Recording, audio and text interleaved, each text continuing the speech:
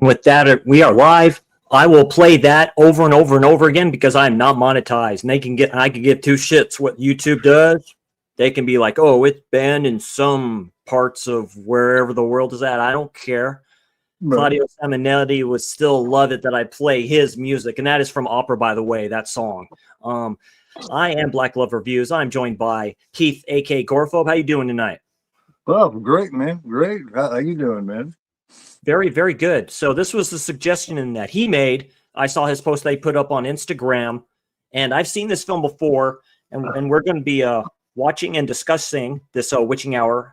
The Red Queen kills 7 times with my Giallo Queen, Barbara Boucher. This director has only done 2 films, this one and The Night Evelyn Came Out of the Grave, which I do love as well. I think I like that a little bit more than this one.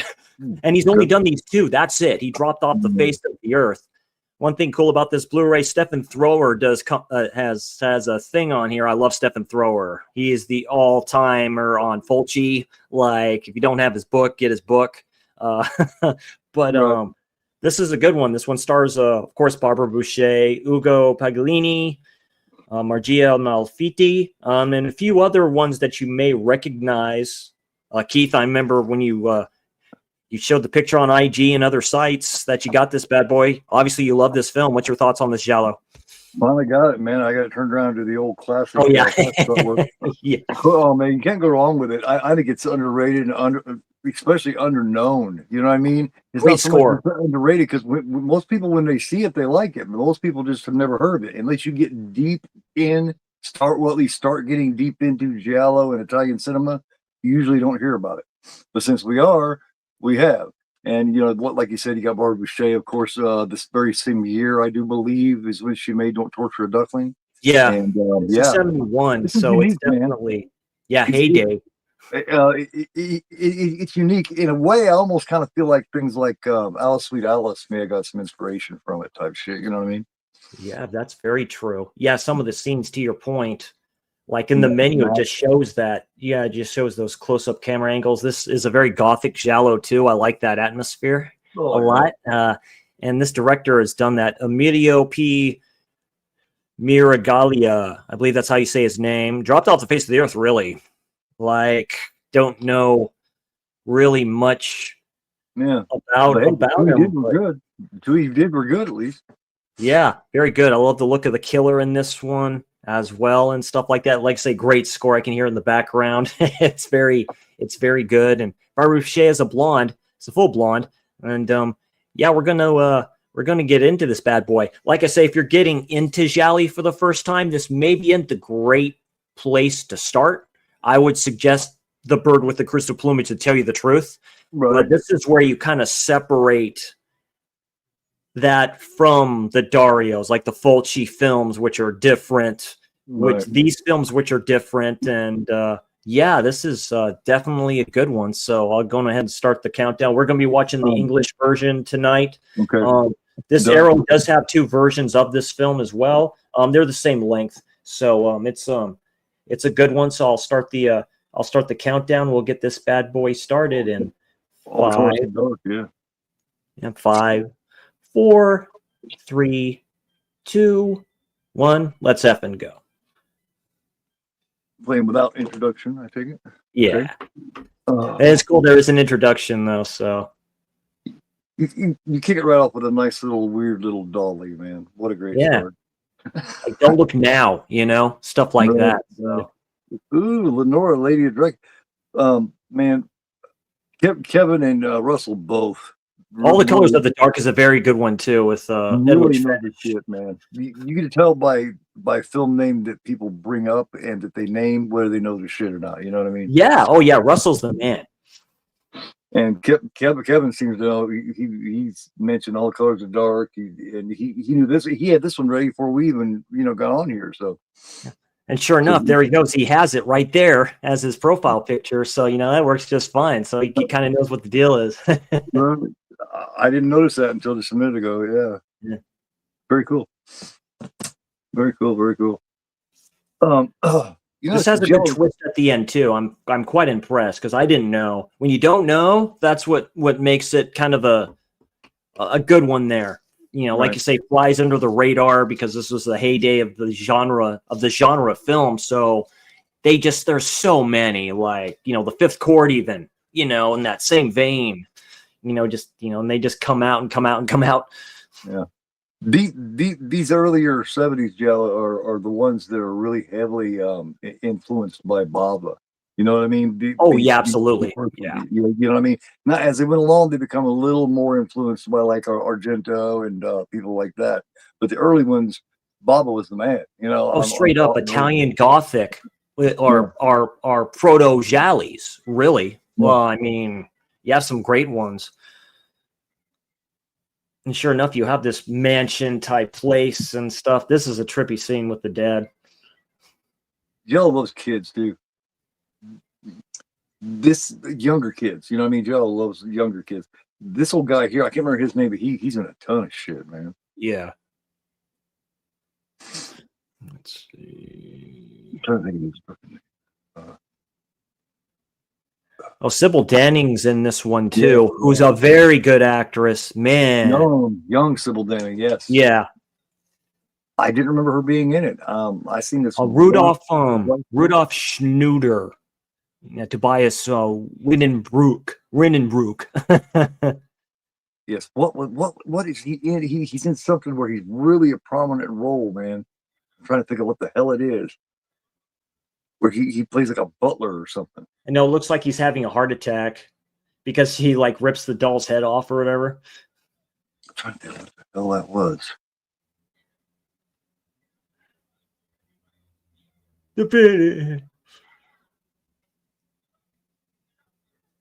Yeah, he just rolls the wheelchair right over the. That's an old school dagger. Sorry, Papa. There's certain little things, man, about, you know what I mean. You got the guy in the older guy in the wheelchair, which of course you've seen in, you know what I mean. You got the older lady in the wheelchair in fucking A Bay of Blood. Yeah. You just got different little things, man, and I think it's because that makes them susceptible. It gives them a weakness. It makes you feel for them. It makes you, you know, somebody fucks with them, you're like, oh man, you're fucking with me. Yeah, just, you know, such a great painting. You see like the throat bleeding in the painting. Mm-hmm. It's almost like a folktale. You know, you tell children.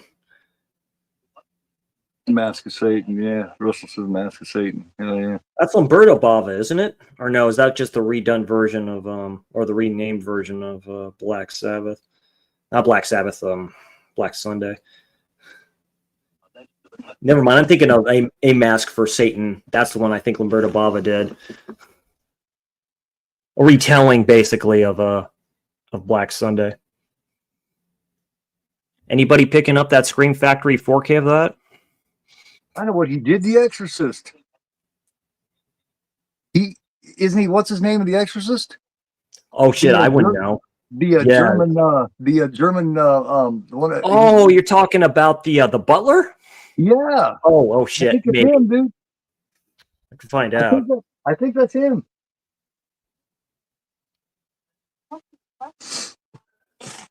I'm pretty sure it is. Leipzig, Germany.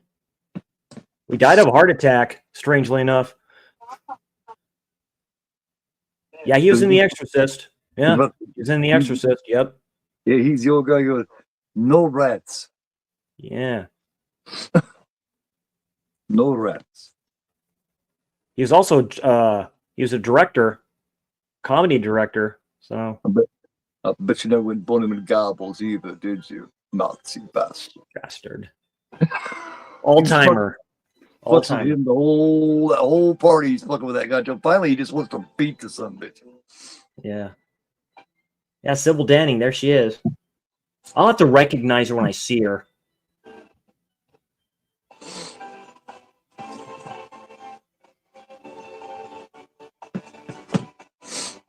From Idea by Fabio Fiapitoru.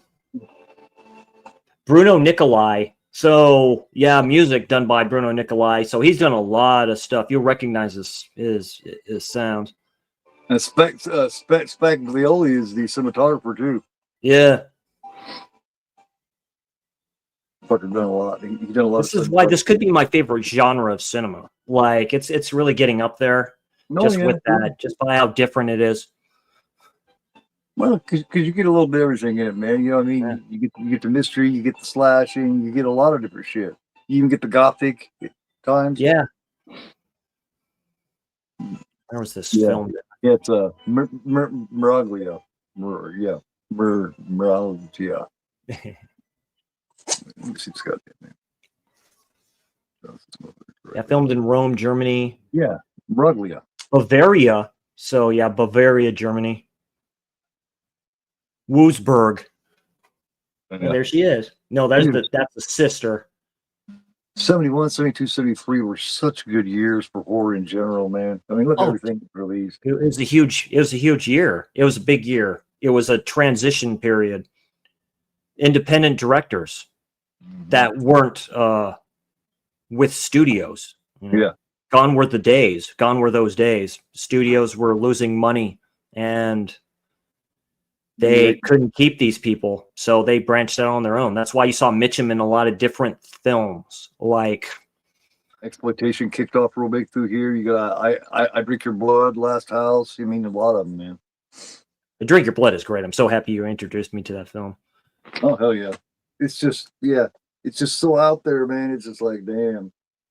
You talk about it's rape revenge on a different level. You know, you got the rape of the girl, and then you got the drugging of the grandpa, and then that kid finally he's had enough of him, so he gets serious revenge on him. Then you have films like Fright, which came out of nowhere for me. Right. With Susan George. Holy shit.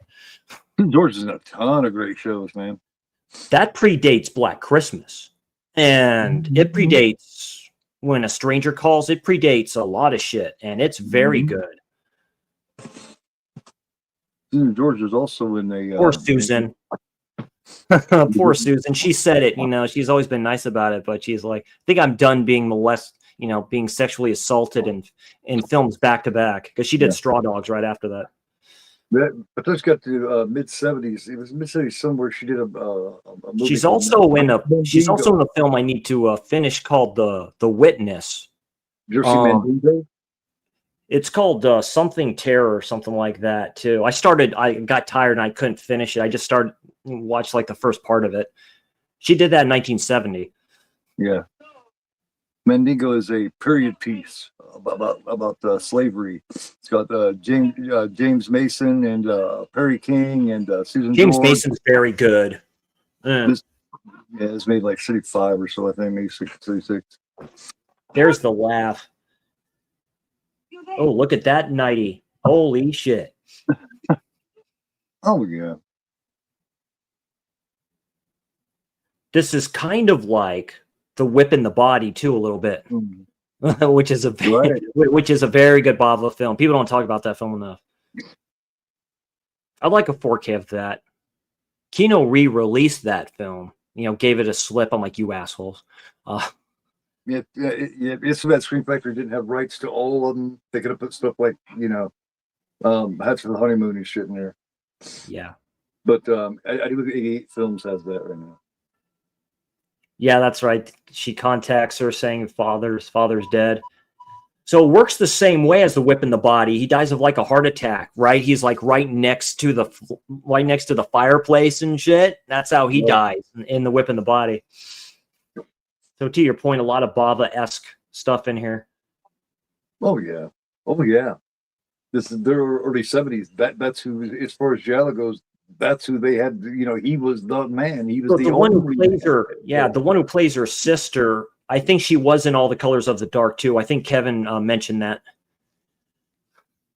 That does look like her. I've only been into these films for 3-4 years, really. So that dude, the mustache, he looks like Powers Booth, which is really funny. I got a little bit of a late start. I didn't get into it until probably 06, 07. So I got into it late too.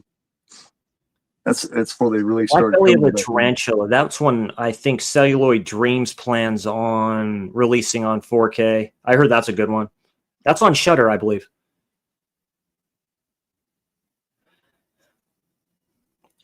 Shudder's a good platform. They have a few Jolly on there. Yeah. Yeah, very good ones. I just got from Severin a few weeks ago, Libido with the slip and stuff like that too. That's Ernesto Gastaldi, so that's a very early Jelly. They do make them look like sisters. That's pretty good. Yeah. But could have something to do with some of the casting choices too. Oh, Barbara's gorgeous. Oh yeah, always. Well, they're both flipping sexy as hell. About 3 revenge films: Raw Dogs, I Spit, Last House on the Left, and honorable mention: Aussie film Storm Warning. I don't think I've seen. Ooh, I've heard of Storm Warning. I've heard of that film. But I've heard Darren of it. mentioned I don't that. think I've seen it. White of the Eye too is another one I need to check out. Mm-hmm.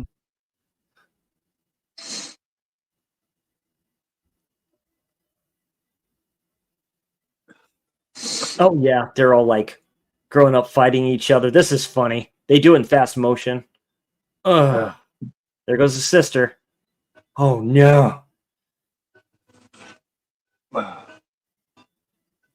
Yeah, you know it's like a doll in there or something. Yeah. Yeah,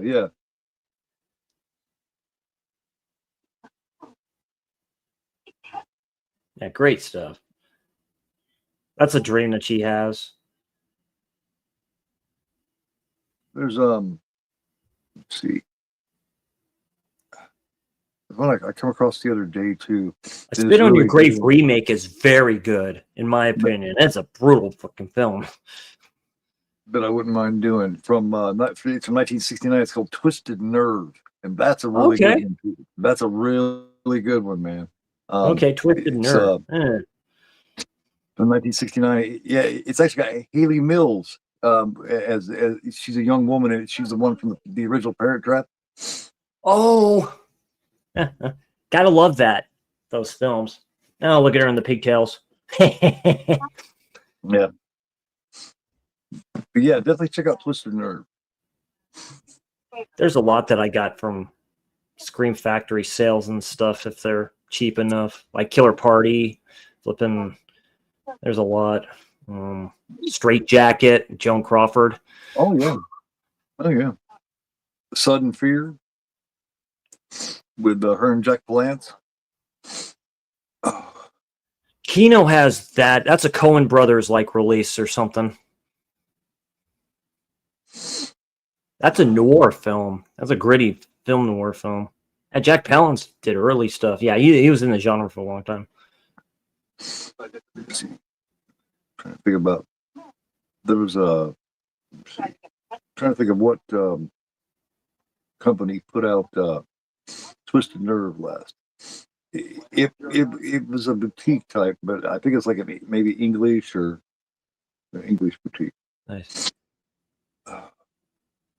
Garrett just mentioned it in the live that he did. The Woman in White. Mm-hmm.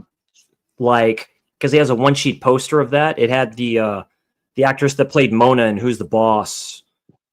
Oh yeah. And he said he says he wouldn't call it horror, but it's a good film to watch during spooky season or whatever. Yeah.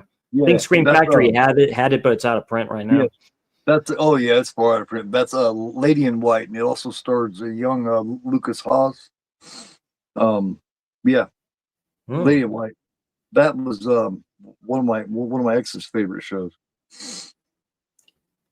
Didn't watch horror as a kid, but not a lot of these ones that you just start hearing about. Because right. I remember Who's the Boss. I loved Who's the Boss. Judith Light. Yeah. Mona. Remember she the mom. Soap. Remember she was in Soap. She played Grandma Mona. She was the grandmother. She was Angela's the grandmother, and a very young Melissa Milano. That's where she got her start. Well, First it was Commando, then she went there. Tony Danza and the rest of them. Right. Right. Man, there's another one I have. I think it's called The Evil Within with the chick who played Jeannie in I Dream of Jeannie. I think that's her. Barbara Eden. Yeah. Yeah, that's a Warner archive. So there's a lot of those TV horror films I need to check out. The Ghana Tragedy with Powers Booth. I remember that film. He plays Jim Jones. That's probably the best interpretation of the character. You know, Catherine Hellman. She played Mona in it, and she started in the sitcom Soap in the 70s. Oh, okay. Yeah, Strange Vice of Mrs. Ward. That might be my favorite Martino. Ooh, yeah. That might be my favorite Martino. Like it was Torso. I love Torso, but Strange Vice might surpass that. It's very good. And that's his first. It's very good with her and what's his name? Who did a few for him. Suspicion and also Locked Door are also really good too, man.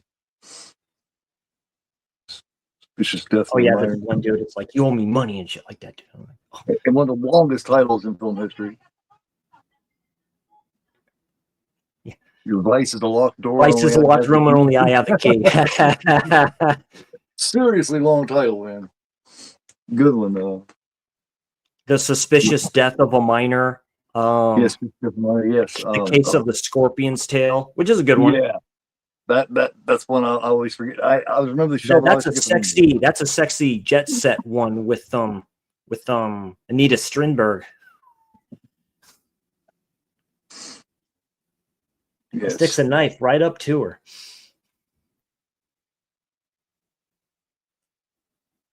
It's like okay, I'll get it done. Let me think. A Twisted Nerd was the setting here. Some of the set locations and shit kind of reminds me of it. Of the set location in that movie. Susan Day Jordan. You would know that, Keith, because yeah.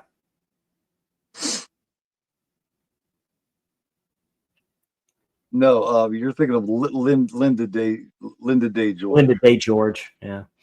From yeah. Christopher George's wife. Yeah.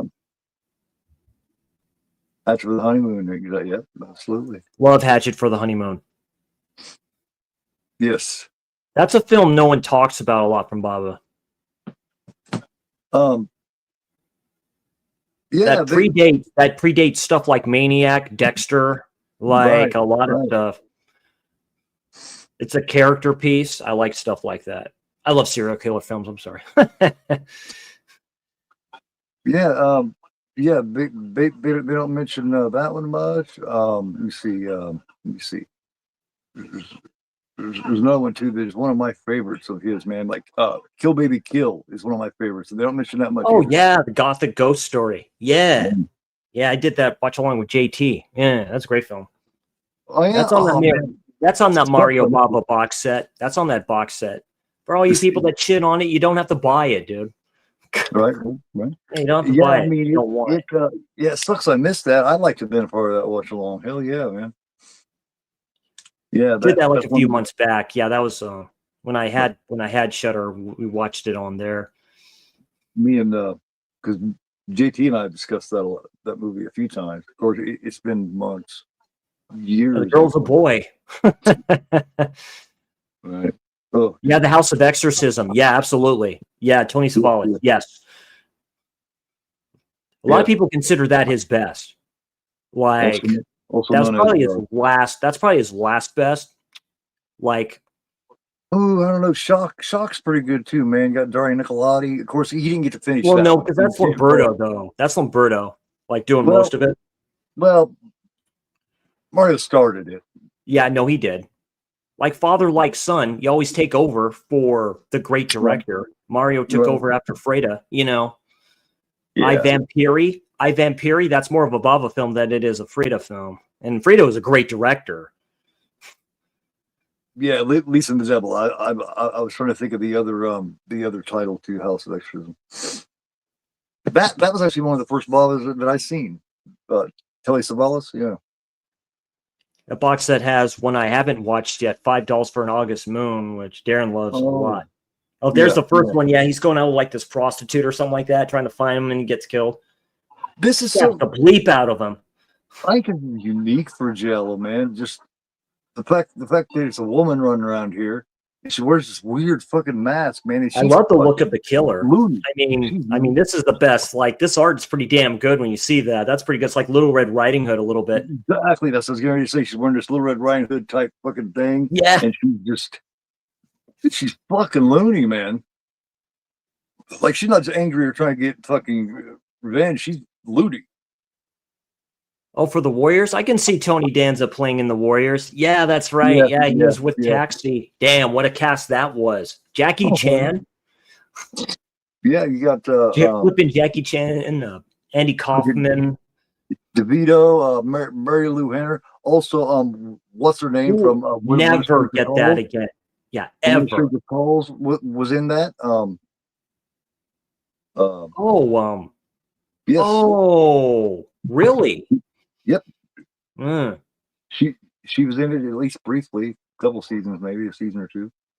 Carol Kane, yeah. Carol Kane, yeah, because they did the Muppets Take Manhattan the same year that When a Stranger Calls came out, and that's funny, you know. Charles Durning, both of them. You got Kanicki's in it, you know. Hickey from Kanicki. She's like, oh yeah, pick that one. That's so sleazy. Jeff Conaway, yeah, he had a sad end to his life, man. He really did. Yeah. He was so sick and so addicted to opiates, man. He was sick on set with When a Stranger Calls too, and a lot of people gave the director shit for that, but he said he wanted to do it, you know, and they were friends. He wanted to do it, so. He was skinnier. He looked skinnier than I did in that scene in the mirror. It makes that scene more impactful when he puts his hand up there and stuff like that. That's why I love the film. It predates stuff like The Stepfather. Yeah. Do you consider The Stepfather a slasher? Cal and I was talking about this the other night. It's more of a character piece than it is a slasher. That's why I like it. He's a serial killer. He's a family annihilator. Yeah. I love that film. Yeah, it's based on the John List story. Yeah. Yeah. John List, where he executed his whole family in the 70s and was gone for years. Yeah, the Amityville. Yeah. Till America's Most Wanted caught him. And just the whole scene in the mirror, you know, who am I and stuff like that. That's through the shower, you know. That's a great poster. That's a great picture. Like it shows both him, the other side. Because it's almost kind of sad. The music gets sad when he kills the one dude that's with his stepdaughter. You know, going to see him over at the infant. You know, go sees this house. He tries to get into him and stuff like that. He kills him and wraps him up and tosses his ass. Terry O'Quinn does a really good job too, man. Oh, he's an evil bastard. He didn't do a whole lot. Of course, he played the sheriff in Silver Bullet. Yeah, of course, Uncle Frank's brother in Hellraiser. Come to daddy. Oh no, that's fucking what's his name from Dirty Harry, the one that played the sniper. Oh yeah, he's in Cobra too. Yes, yeah, Monty, the asshole cop. Yeah. Monty. Yeah. I still need to watch those two, Kevin. I have that in Giallo Essentials that Arrow brought out. That's the nice sky blue set. That comes with that. Death Walks on High Heels. Death Walks at Midnight, and then one more. They do those in threes. Yes, it is, Russell. Yes, it is the best one. Oh, yeah, Amityville 2, The Possession is great. It's very sad. It's very sad, and it's very fucking creepy. It's very creepy. Nice, Kevin. Hell yeah. Kevin definitely knows his Giallo, doesn't he? Yeah, love the name, too. Kevin Splinter. You know, it just works. Splinter, yeah. Like Austin, when Austin joins us, Austin Wilcutt. Yeah. I don't know if that's his real last name or not, but it's a damn good last name if it is. Even one that joined the stream with me and Darren calls himself a victim. Viktim. I'm like, that's pretty good and stuff like that. Yeah. He says I should have renamed myself Scapegoat, but no, it's like that works better. You know, I like names like that. Yeah. I've seen Victim. Joined me. Fuck. The last live I did before the one. He knows his stuff too. Like he knows his stuff too quite well. That's a damn good channel name too, Victim. Yeah. One thing about Barbara Boucher, she did a few Jallies, but not a lot. She's in a cameo in one of the Jallies too. They did a lot of cameos, but their name isn't mentioned, you know? Right. You know, they like doing that in these films. Like Lucio Fulci would scratch himself out of like everything. Nita Strindberg is not mentioned in Lizard in a Woman's Skin. You know that's her during that party. Yeah, really? They don't mention her name in the credits. Yep. That's fucked up. Huh. It was weird. Well, these directors are trippy to begin with. Still haven't seen Sybil Danning yet. I don't remember the part that she plays, so I'm really curious. It may have just happened. She may be one of the models. Oh, that might be her there in the red. And with the redhead, that might be her. I don't think so, but hold on. Let me see.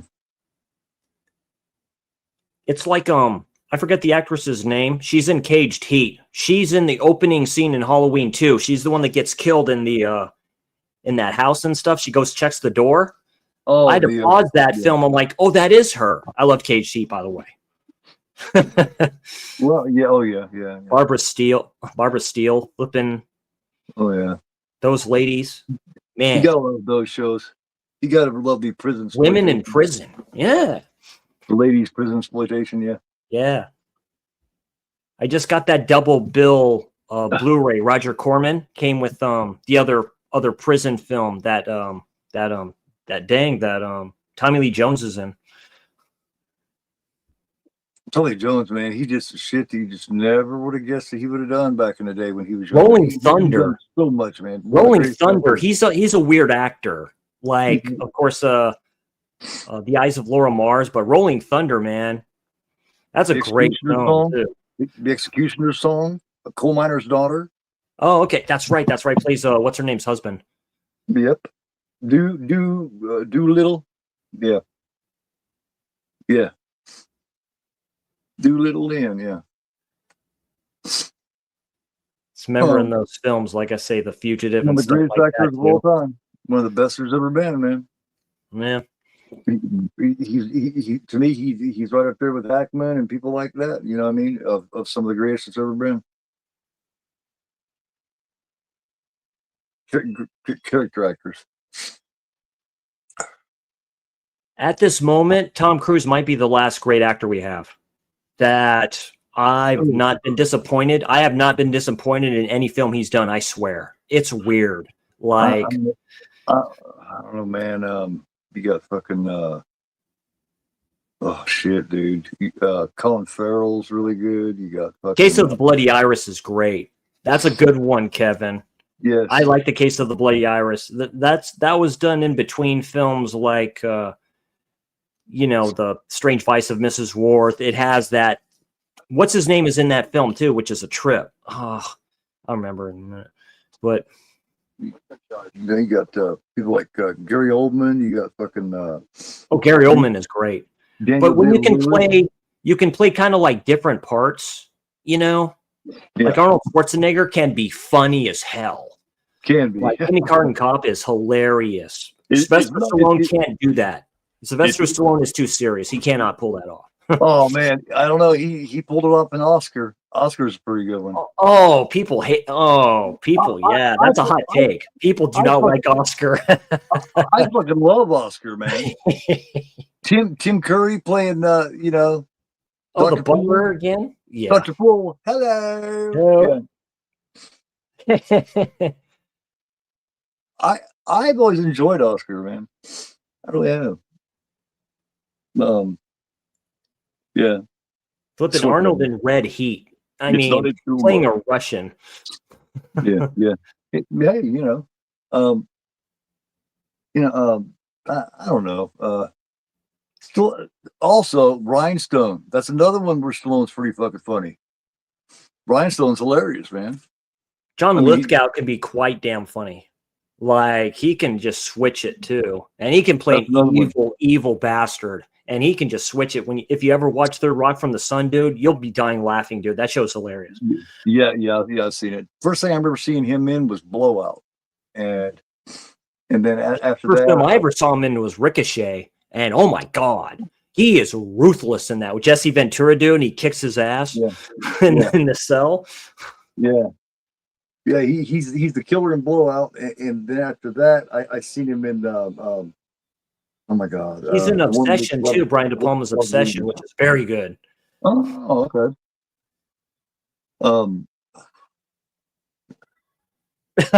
She just got scared the hell out of. Yeah, in that Gothic when they go, you see the bats and everything.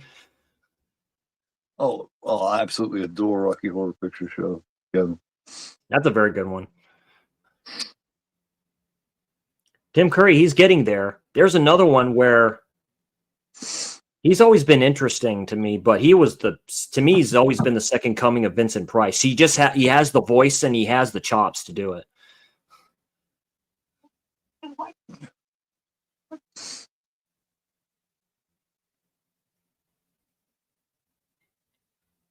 Fulci documentary is coming along really good, man. Good, excellent. Really good. Now, I put out a list of ones that of ones I'm thinking about doing afterward. And I put like 4 choices there. So when you guys get a chance, go over to my community post and choose which one you think I should do. Absolutely. But the Fulci is coming along. I got so much footage. I just got to put it all together and do the narration. So it'll be out when it's out. It's about his films. Like I said, it's not a biography. It's about his films and the people in his films and what these films are really about, what they talk about. And, it's not a biography. There's been too many biographies. Like him and the actor, Brett Halsey? Yeah, Brett Halsey. So Brett Halsey was in Demonia, but before that, he was in The Devil's Honey as well. Him and Fulci were friends. There's great pictures of them like talking and stuff like that too on set. Mm-hmm. I mean, he talks about it, says they're really good friends. I think he was in Cat in the Brain too, or made a cameo in that. He did make a cameo in that. But Fulci was really close with Piello Malco as well. They were really good friends. It's very rare, and really, not a lot of people talked against him. Oh yeah, there she is. Yeah, she's being effed with here. Yes. Yep, he sure did. Yeah. Oh, Zombie Flesh Eater, Zombie 2. Yep, absolutely. What is it? Zombie 3. He worked on that until he got sick. And that was unfortunate because that was towards those. My favorite zombie film. It is absolutely nowadays. I used to struggle with Night of the Living Dead and Dawn of the Dead and Day of the Dead and Living Dead at Manchester Morgue, Burial Ground. But I would have to say Burial Ground is so good. Zombies an all-timer. That introduced the world to Fulci. That one really introduced the world to Fulci. One on top of the other, AK Perversion Story, no one talks about. And that's a very good film with John. Is John Sorrell in that? Yes. Yeah. And that takes place in San Francisco in an actual gas chamber in a prison. We also got this was not talked about very much either. Enigma. Oh, Enigma is terrific. I love Enigma. Enigma's funny. Yeah. His take on Suspiria a little bit. He did, he went these different stages, man. I like Manhattan Baby. I that has a great score to it. I mean, that film's a trip. Black Cat's great, and it's never talked about. Oh, the Black Cat, yeah, with Mr. McGee. Yeah, Mimsy Farmer. Yep. Patrick McGee, yeah. Patrick McGee is just fantastic. Yeah, he's very good. Try the wine. No. Clockwork Orange. That may be a future. That may be a future witching hour. One of my We'll favorite we'll films have ever to made. do a Clockwork Orange. Yeah, it's a long one, but it's worth it. It's worth it. It's Yeah, but- really technically Yeah, it's the first video nasty when you really think about it, and it's Right. Malcolm McDowell before he did Caligula. Yeah. Yeah. To me, he's so good in that everything after that he did just didn't seem as good of an actor. He's so good in that and so perfect for that role that all the shit he did afterward, it almost seemed like The Caller's a very good one. I like The You know? Caller. That was my first ever Right. versus pickup. The Caller's very good. But when you're so good in a role and you fit a role so well that everything Yeah, after that's that true. makes it seem like you're just not as good as you once were. That's Yeah. that's not the case. It's just you were so perfect for that role.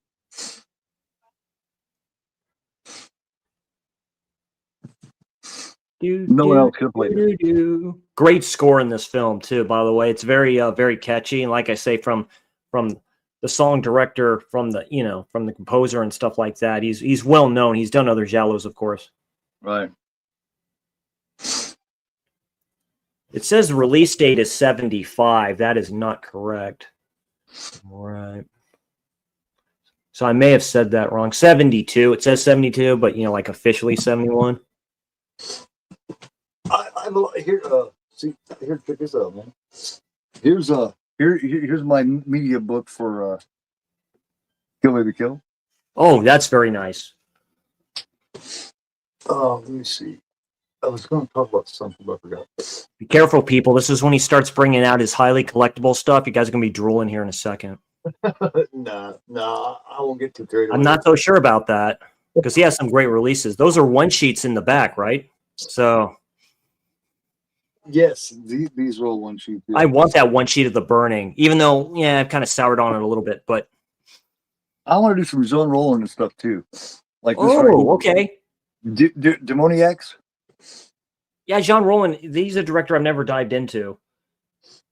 There's also I was just watching films like oh, nice.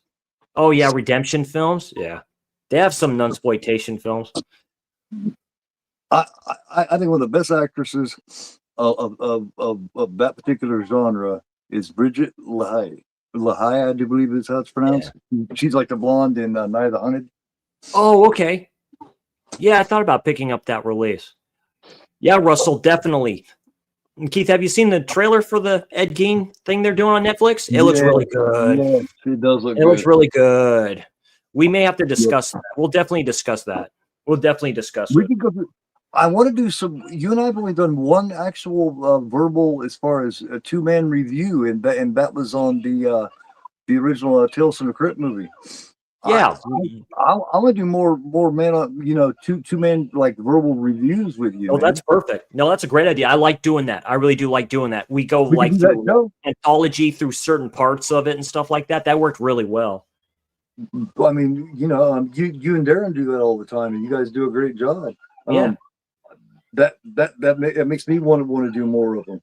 There you go. Perfect. Yeah, that definitely works. Oh, I love Jess Franco. I love Jess Franco. Yeah. Yes.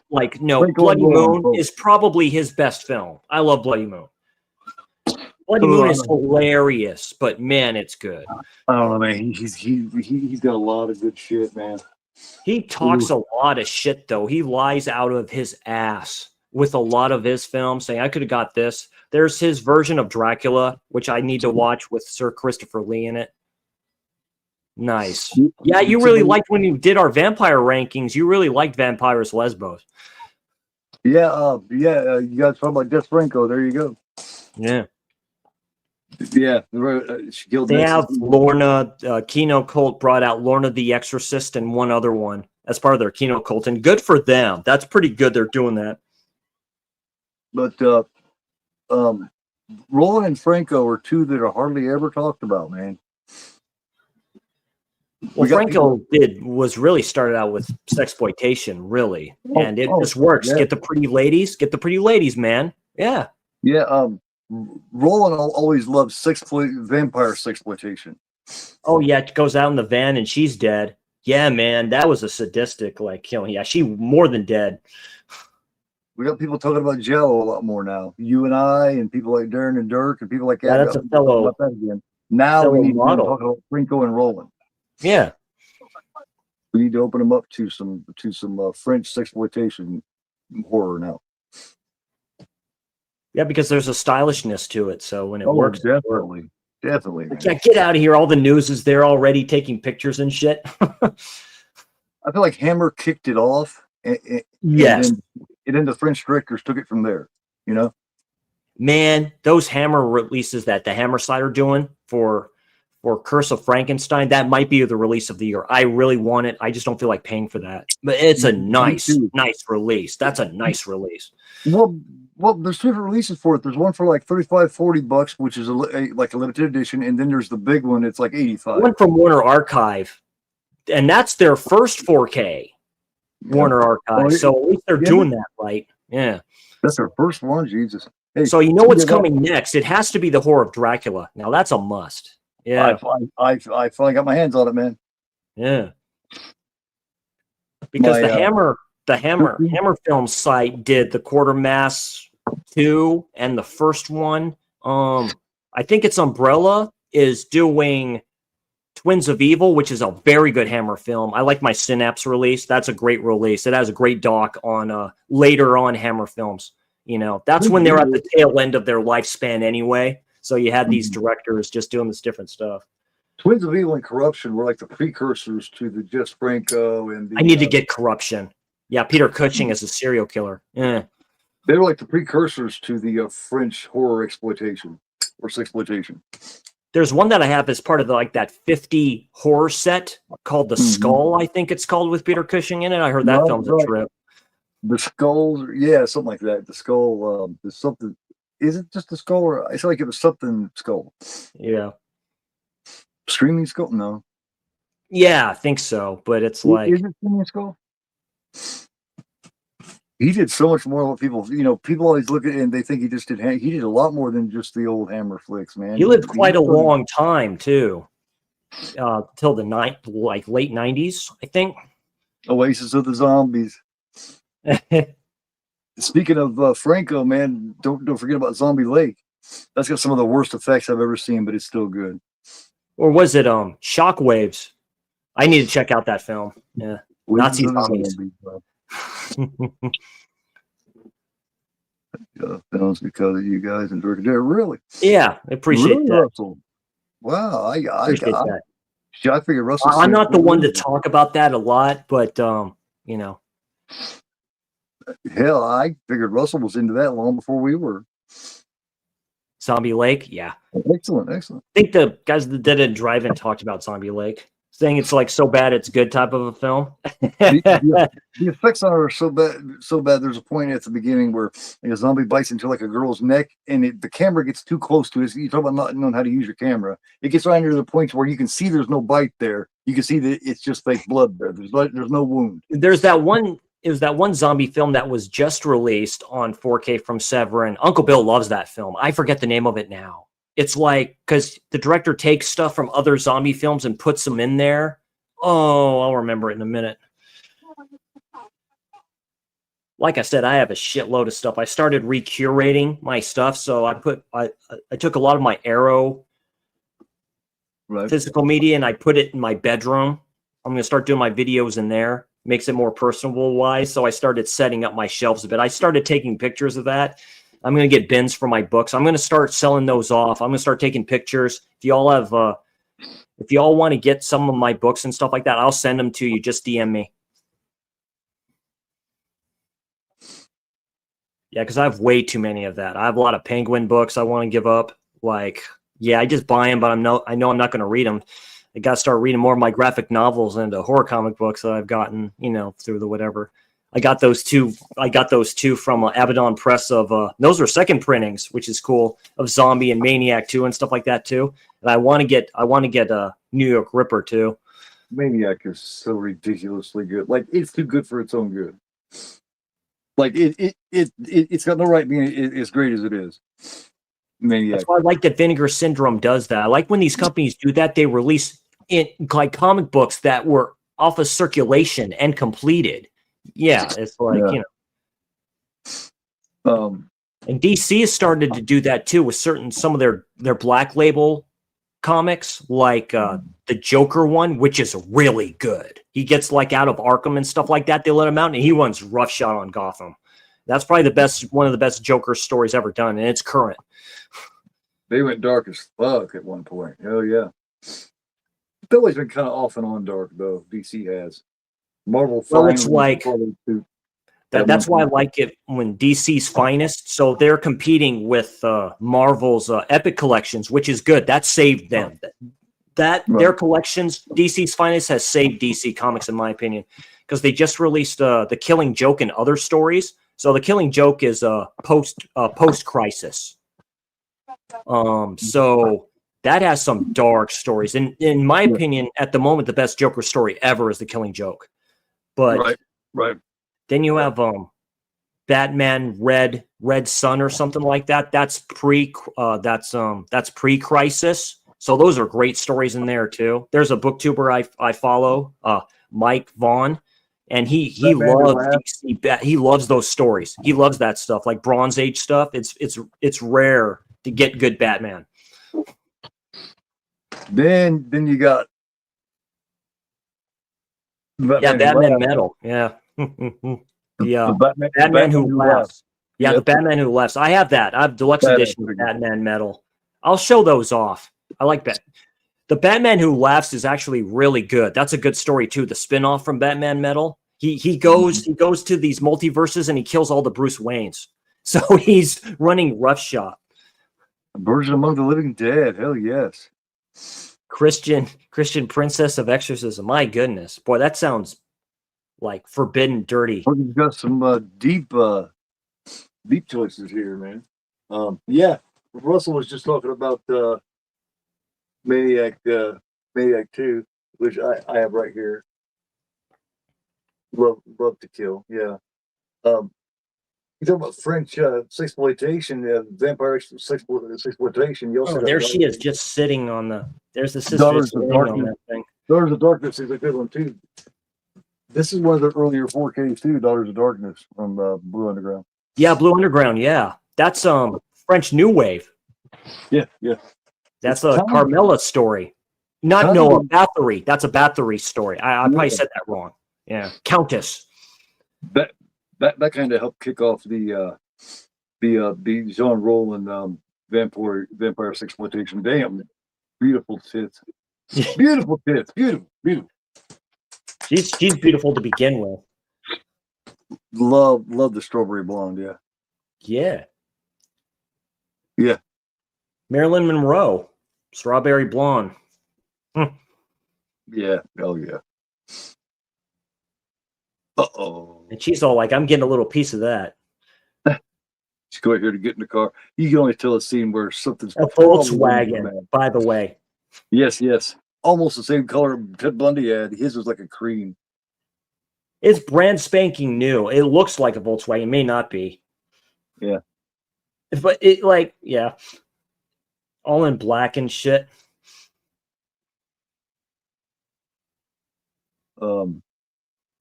I also want to do and this was considered lowbrow during the time too. If you watch Fright and you see Susan George walk in looking as her sexy self in that, like, what they wore, they didn't think too highly of that back in the day. You know, they think, well, what the hell is this? She has her hair down and all this other stuff too. That's when it started. You started seeing that in schools and stuff like that too. The skirts. Yeah. Have you seen Die Screaming, Marianne? I have not. I've heard of that one. There's a lot I need to watch. I know she's in that one. Yeah. That's a great poster I've seen of that. Yeah. Like I said, I'll also watch Mandingo. That's a rough one, but it's rough because that one dude, Kim Newman, I think his name is, and stuff like that on that Kim Newman. on that release from Kino, and talks about her and talks about those films. Kim Newman's a good one. Yeah. He's a good critic. Him and what's his name? I also like the other dude, the British guy, the other British dude, the short hair. I can't remember his name, but he's. Oh, I know what you're talking about. Yeah, he did specials on like The Exorcist and shit like that. Yeah, can't think of his name, but yeah. Right there. like literally on a guillotine. I got That's you. fantastic. Yeah, right there. Done. Creative.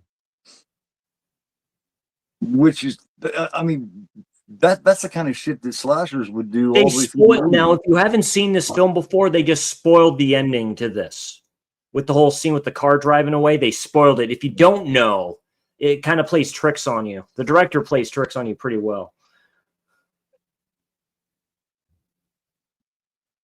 Hey, we got to do a live two-man review of Possession from '81 too, man. Oh yeah, I've never done that. I can't pronounce her name. I can't pronounce her name in that film. Sam Neill and Isabella DeJohnte. Yeah, DeJohnte. She's in a film called Subway with Christopher Lambert. If you haven't seen that film, that predates The Transporter by like a country mile. It's actually quite good. It's a French film though. So that's one version of the with film. its like his puffed up like white hair, dude. Yeah. And it's Christopher Lambert acting like Christopher Lambert. So your version of Possession is better than mine. Damn it! I want that version. Oh, that's the Umbrella release, right? Yeah. I mean, I've got a pretty good one, but I hit on that. I hit on that as soon as it came out. I pre-ordered that, so I paid about 60 something for that. I guess Ticket Sight's coming out with it. Yes, they are. And that's well, so is Kino. So is Kino Lorber. If you just want like the one with the slip, Kino is good with their transfers, but they are shitty with their special features. Yeah, but they're also more affordable than say Second Sight. That's what I mean. You know, I love Kino Lorber. They have a like anything you really want in genre. They have westerns, noir, and the transfers are always good too. You know, yeah, transfers are always really good. And so, but if you want the best version of anything, really, it's Second Sight. They kill it with their transfers. They just do. You get what you pay for. It is, man. They've only had one that they had to send out replacement disc for that I know of one time. That's only happened once.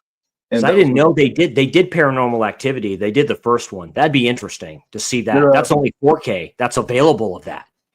Their Blair Witch Project had to have some replacement disc. That's the only one. Okay. Yeah. I got the Viavision release of that, or imprint, because it came with the first Blair Witch and the second one. That's the only version of that you can get. And I hadn't seen Book of Shadows in fucking years. Yeah, I got that. That's a nice fucking release. Yeah. It is too. It reminds me a lot of the Chainsaw Massacre release. Slaughter Hotel. I haven't heard of that. Yeah, I heard of it. I've heard of Slaughter High and Return to Horror High. Return to Horror High needs a better release. George Clooney. Yeah. George Clooney. That's also a great WTF slasher film that predates Scream. That predates Scream by like ever. Cheerleader Camp has never been brought to Blu-ray, I don't think. No. Yeah, Garrett talks about that film all the time. Yeah, I like Cheerleader Camp. Remember, I did the Forgotten Slasher show on. Yeah.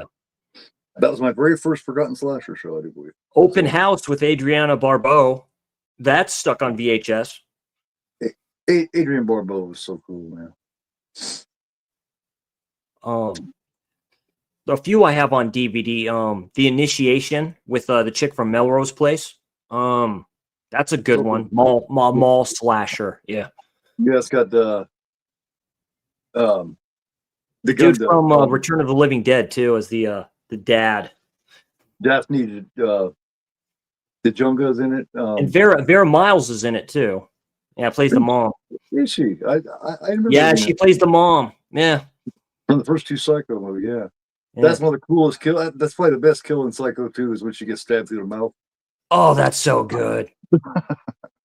That's a great one. Dennis Franz turns around, and you can see that as soon as he turns around, you know that's kind of like an aesthetic thing, but it's still creepy as hell. He's like that.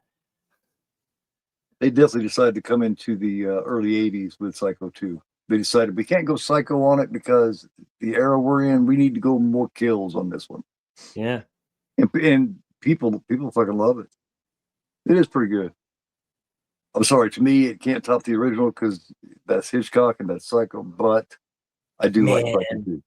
I Arrow do like did great with that box set. That's a good 4K. Hell yeah, it is. That was my release Yeah. of the year. That was my box set of the year. Yeah. That year, 2024. Got it right here, yeah. That's when Arrow was killing it. They released that. They released the Hellraiser box set with 1 through 4. Yeah, I didn't get the one of those that I wanted. I want Those were the theatrical versions of it. You know, the theatrical films, really. Bloodlines I had not seen in forever. That predates Event Horizon. I got that. I got the one with Pinhead on it. I wanted the one with Chatterer on it. Oh, yeah. I had 2 chances to get it, but both times I didn't have the money. I'd already spent it on other shit. God damn it. You can't keep up with all of them. I don't give a fuck. No, you can't. Unless you make $100,000 a year, you cannot keep up with everything that you want to get. And I say you buy what you want, but, you know, just be careful with it, because I'm never going to tell anybody how to spend their money. I'm just not. Choose wisely. Yeah, there's stuff I will not talk about anymore that I do want to get, but I'm not going to talk about it anymore because I'm known in a certain demographic of people where people will think that's creepy or whatever like that. So I'm like, whatever, that's fine. I won't talk about it. Creepy. Oh, fuck it, man. If I want something, whatever it is I want, I fucking tell you. There's 2 certain releases I want to get that I would say, if you ever get a hot girlfriend, you want to take her home and watch this film, don't do it because she'll rip your balls off. That's all I'm going to say. So depends on the girlfriend. Slap you and spit you in the face before you do it. Yeah, definitely aren't blind date films. No. Or Untold Story. Untold Story is not a blind date film. Ebola Syndrome, not a blind date film. Taxi Hunter is the better one out of those 3. But that's the one Anthony Wong wanted to get the award for. But he got it for the Untold Story. He threw the award away. He said, "I threw it away. I wanted it for that film," because those 3 were done by the same director and him, Herman Yao. Irreversible is one you definitely wouldn't want to show your first date. Yeah. I Spit on Your Grave. No. I actually showed a Night Train Murders. No. I showed a first date, Last House on the Left, 72 one. Like the Night Train Murders is more visceral to me than Last House on the Left. That one scene with the whole knife and everything like that. I'm like, no, no. It's because those 2 dudes were so dastardly that their influence actually wore off on the whole car. The whole car became fucking perverted, you know? Yeah. You know, they talked that old man into assaulting the girl, you know? And, you know, it's like, what the fuck? Francesca. Yeah. That's where she starts freaking out here. Yeah. I love it when it happens. She's usually, I don't want to say tame in a lot of her films, but she usually is. I still think Don't Torture a Duckling is her best film. She's sexy as hell in that. Right, but her performance is better in this one. She does a lot wider of a performance in this one. She doesn't have to go this deep in Duckling. She's a lot more emotional in this one. She shows a lot more of her range. She's been in a few Policio Testes too. Policio Testes. A lot of sexploitation, Italian stuff too. Oh man. She was a little pickier with these kind of films than say fuck, what's her name? God damn it. Yeah, I'm surprised. Like I say, with Don't Torture Duckling, Fulci asked if she would do it, and she did it. Right. Sunbathing in there. Since where you got Edwidge Finch. She was she wasn't quite as choosy, but she did a lot of Martino and shit like that. Like I said, I love like The Strange Vice of Mrs. Worth, but All the Colors of the Dark, she's at her best. She is at her best in that film. She is literally at her best in that film. Yeah. I was introduced to her in I Strip Nude for Your Killer, which I'm not high on. Right. But it's okay. I'm gonna do more rankings too, man. Cal and I actually Saturday night are doing our vampire movie ranking. Oh, very good. Oh, I'd like to see his take on that. It'll be completely different than mine, I guarantee you.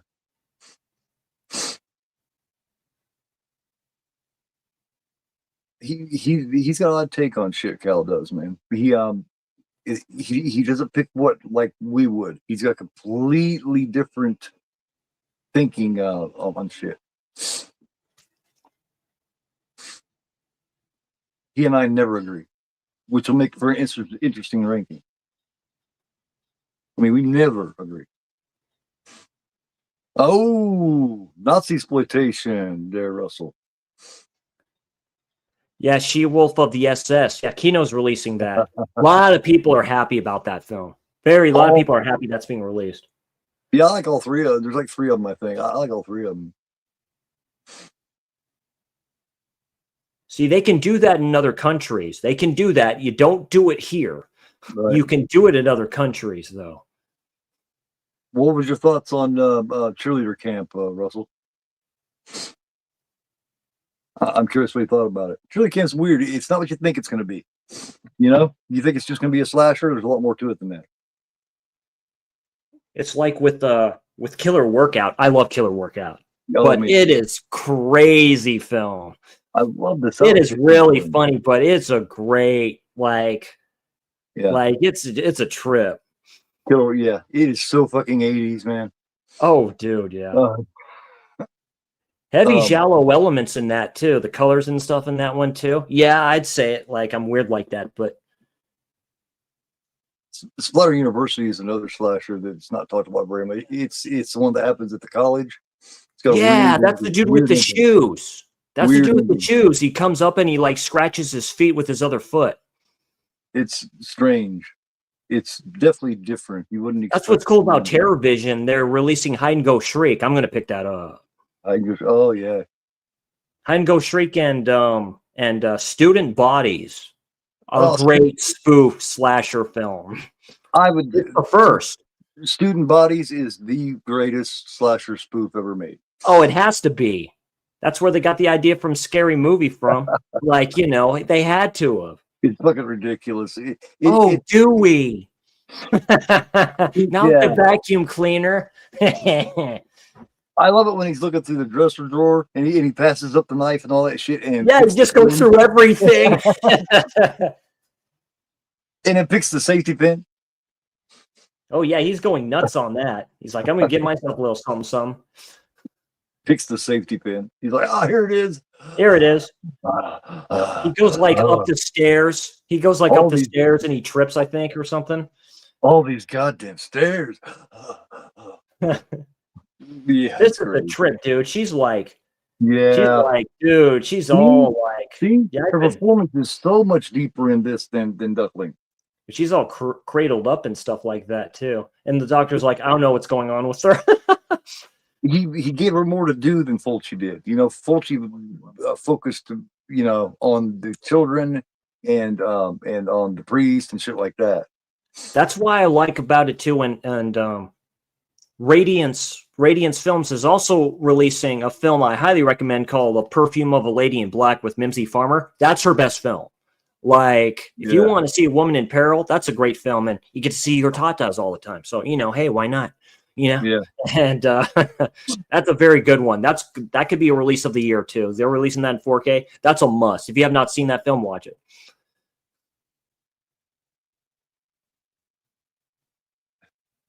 Lee Garrett, Devil Times 5. Also I have that released from Vinegar Syndrome. I still need to watch that one. Killer Kids. Killer Children. Horrible House on the Hill. Was it Children Shouldn't Play with Dead Things? Oh, man. Bob Clark's first film. Yep. Kino's releasing not Bob Clark. What's his name? The guy who did Dark Shadows. They're releasing a collection of his films, including Dracula with Dan Curtis. So they're releasing the collection of his films that includes Dracula with Jack Palance. Yep. The first Dracula movie where it shows him actually feed the baby to his wives. Yep. Jeez. That's the first time they ever showed that. Well, I mean, they didn't show him, but you know what I mean. It's the first time it ever shows the scene. I think it's the only time they've done it. Really? Because Huh. yeah, because I don't think it's been a long time since I've seen Bram Stoker's Dracula. That's my favorite vampire film. It was But controversial because that was like where early Lucy 70s, I think. Lucy Early gets mid 70s. molested by the wolf or whatever like that is like terrifying. Oh, in the Coppola one, yeah, Yeah. yes. Wait a minute. But Let me go. the first time it ever showed all of Dracula's different forms was in the Coppola one. Yeah, the wolf, the bat. The coolest scene in that fucking movie is when Keanu Reeves is sitting there and you don't see him, but you see the shadow reach over and Yeah, he's strangle him. choking him. Yeah, that's fantastic. I love that. That's the one part. Keanu Reeves isn't the greatest. Jonathan Harker. People shit on him for that. Yeah. Hey, man. He did great in a lot of other things. Everybody's allowed one stinker, man. Yeah. He never claimed to be Marlon Brando, you know? I am Count Dracula. Yeah, his early proper English isn't all that great, but hey, give him a break. Yeah. Give the poor guy a break. He's one of the kindest. Johnny Mnemonic. He's a kind, real person, at least. You know what I mean? He's actually a great guy, and he doesn't. No, he is in real life. Yeah. Yeah, and he did his early role. Plays the serial killer in. He plays the serial killer, and I forget the name. James Spader is in it. The Watcher. Yeah, the Watcher. Was it Knock Knock?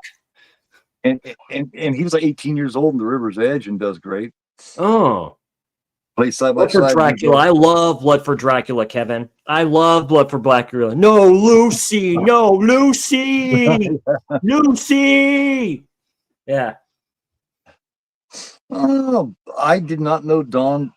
Thanks, Russell. I did not know Dawn Lynn was his sister. I didn't know it was Leaf Spirit's sister. Interesting. Oh yeah, the dude's all being dragged by the car. That's right. Yes, great scene. I had part of this scene on one of the intros that I made. Oh God. Yeah, just like that. See, the girls all fucking laughing maniacally. I love that. You have the dream too, where it shows all the kills up to this point. Remember, it's got to be 7. Right. See, it didn't waste no time showing her just run around, man. That's what's different about it too. She just runs around. It shows her several times without showing. You know what I mean? And her sister just knows how to dress. I swear to God, just knows how to do it. Like, don't care.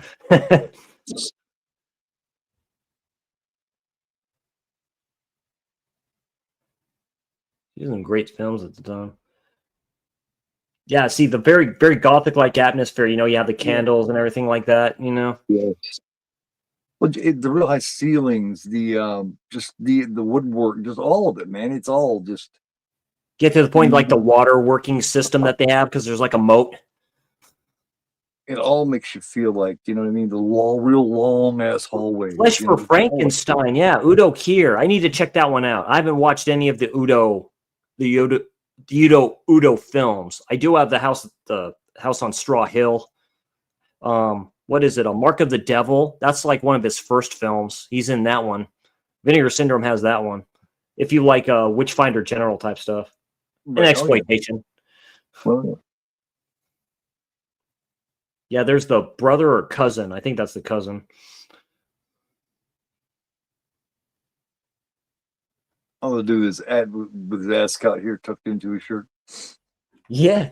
Like I said, he kind of looks like Powers Booth, the way his mustache is and stuff like that, his facial features. Yeah. That's his dinner ascot.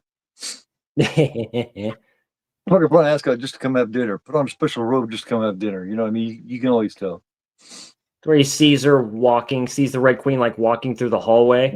Dude, very gothic, like ghost atmosphere. Look at the look on her face. That makes it different too, because it shows her a lot. And usually in a giallo like this, it doesn't, you know. It's true. She's the lead. So yeah, Barbara's the lead. That's rare. I think this is one of the only few where she's like the lead character. The woman in peril, basically. Yeah. That's why she's my favorite giallo queen. She's the hottest out of them all, in my opinion. There's a lot. She was a blonde girl too. They were all hot though. You know what I mean? Oh yeah, It's one thing about Italian cinema and Giallo is they had hot women. I mean, look at fucking Torso. God damn, dude. God damn. You can't. But I think my favorite from that one is the chick sitting around at the pot smoking party toward the end. lesbian They get killed. sex and a killer on the loose. Why not? You know, the one that's at that party with the two dudes. That's molesting them. cohabitation horror too, where she's trapped in the room in the house and the killer's all playing around with her. Yeah. Yeah. And he ends up killing the chick in the woods when she runs away from the two dudes that are looking for That's her. extremely proto slasher. To me, she's the hottest in Torso. Oh yeah, like something like Blue or something like that. She hears a sound, she just screams. She's like, "Ah, you son of a bitch!" Yeah. Let's do her. God damn. Chick plays no games, man. Plays no games at all. Fucking this cackle is maniacal. If she's actually doing that, she's fantastic at it. Damn. Ah, there she goes. Boom.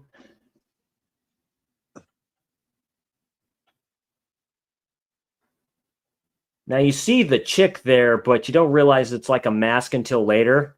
But it doesn't look like it's a mask on her. I'm not Good sure transfer.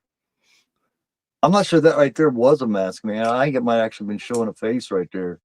I've heard of Van Bikers. I think Kino has. It's not called that. It's called something else. I thought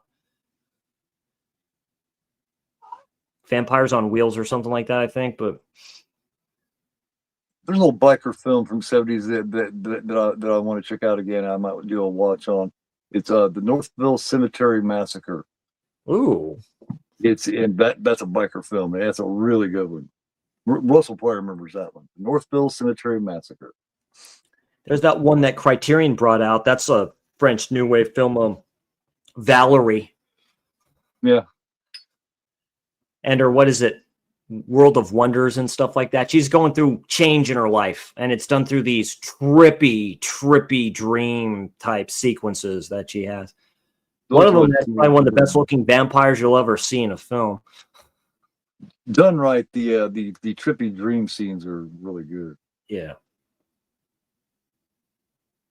So I'm kind of looking forward to this, the Black Phone 2. The first one I was a little disappointed in because it just didn't have enough Ethan Hawke in it, but he's dead now killing people. And I think that's really interesting. Oh, Daybreakers? Or, no, Black Phone. Oh, Black Phone? Yeah, that's why I'm interested. I liked the first one. It was okay. I didn't like the sister. Right. She was an annoying little prick. That's the only thing that put me off. There just wasn't enough of the killer, in my opinion. But I think there's going to be now because he's actually dead. Yeah, because he killed the kids, but it was the fact of they wouldn't show him killing. You know what I mean? It just, I understand you can't do that, and that's based off the Joe Hill story. Okay. Yeah, Black Phone. Part of his Head Full of Ghosts, I think it is, or something like that. Anthology stuff. One of those was the Black Phone. But they're going with him continuing to kill after he's dead, which took a lot of balls. Yeah, they go to this old summer camp. I think it is. And it's almost like Nightmare on Elm Street a little bit. Right. That's what I was thinking. It took a lot of balls. He's doing everything through the phone and stuff like that. He goes, "Oh, you haven't forgotten me, have you?" or something like that. Right. The extended trailer showed some stuff specifically because they're all older now, specifically with the sister. And boy, she gets like tossed around. There's nothing they can really do about it. So it looks promising. So yeah, I guess I probably need to check out Weapons and see how good it is. I haven't watched The Monkey yet either. I finally seen Weapons. It's fucking awesome. I loved it. Okay, I know there's like comedy type stuff in it, but like I'll have to look at it, watch it and give my own opinion on it. Well, no, oh man, it's fucking straight up fucking horror, man, and it's not. I feel like it's not what you think it's about. I feel like that. I was shocked. I was like, whoa, okay, but it's good. Definitely check it out. There you go. It's like he looks at the picture, the girls, and sees the amulet and stuff like that on her. Then he remembers all lifting up the amulet with her naked body and looking at it.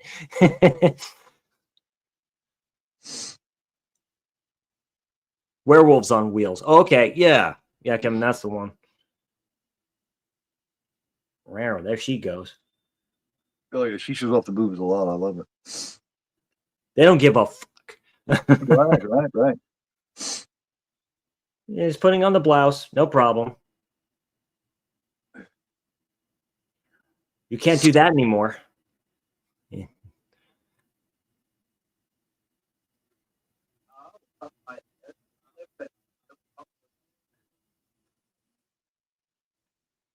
Oh yeah, that's when when this is typical, he starts to figure stuff out.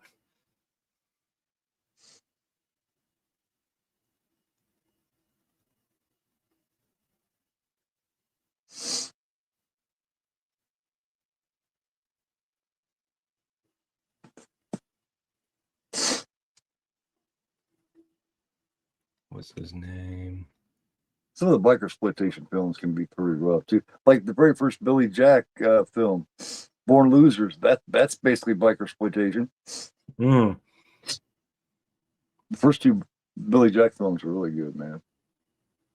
Born Losers and Billy Jack. Nice. Tom McLaughlin. Yeah, really type of one. Yeah. Screen Factory's got the set out. I have the old DVD set that they came out with like 15 years ago. It's one of those, it's almost like a secret menu. You have to just type it in if you don't know, and then on the site and see if it pops up and be like, oh, look, there it is. Right. Yeah, where you can go through one of them and it won't show it unless you type it in. You have to do that with arrows sometimes too.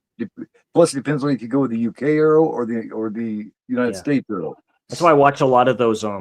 It's like called oh, got her.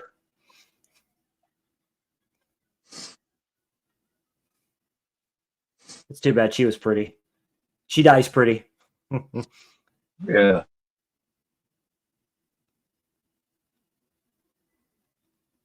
Oh, Silencer too. Yeah. It's like a lot of films. Yeah, the channel's called like Retro Vault, and they talked about Killer Party, like the introduction to Killer Party. I'm like going, I'm sold. With the introduction of the film is like a movie trailer within a trailer is weird. Yeah. Like Killer Movie is also pretty good too, man. That's like late 80s, early 90s or some shit. Nice. Same thing, Anna Faris. She was in a slasher called Lover's Lane. That was late 89, I think.